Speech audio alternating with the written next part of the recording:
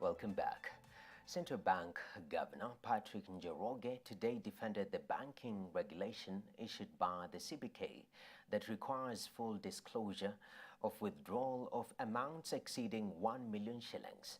The CBK governor argues that the move will help in regulating the finance sector, insisting it will solve issues of corruption and money laundering.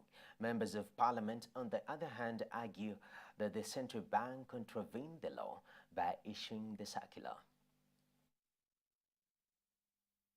While appearing before the National Assembly Finance Committee, Central Bank of Kenya Governor Patrick Njoroge has defended the circular issued by the Central Bank of Kenya, dispensing that withdrawal of amount exceeding 1 million will require an individual to give a 3-day written notice.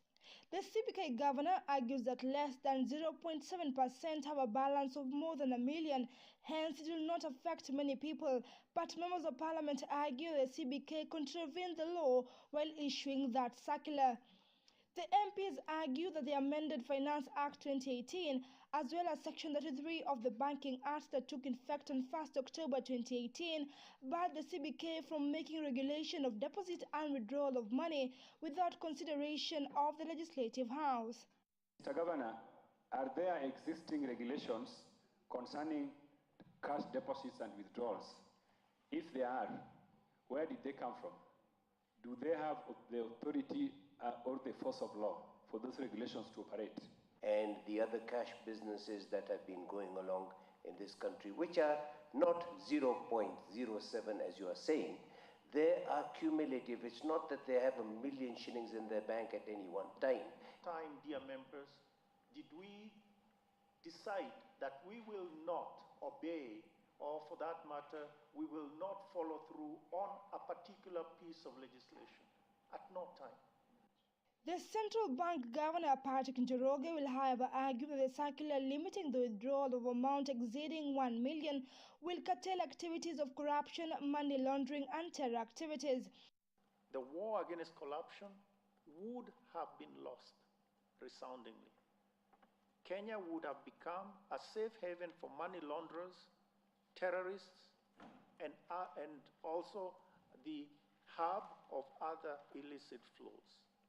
As it is the matter of interpretation of the Section 33 of the Banking Act that bars the CBK from regulating issues of withdrawal and deposits has been presented to the High Court by a civil society which seeks interpretation of the law.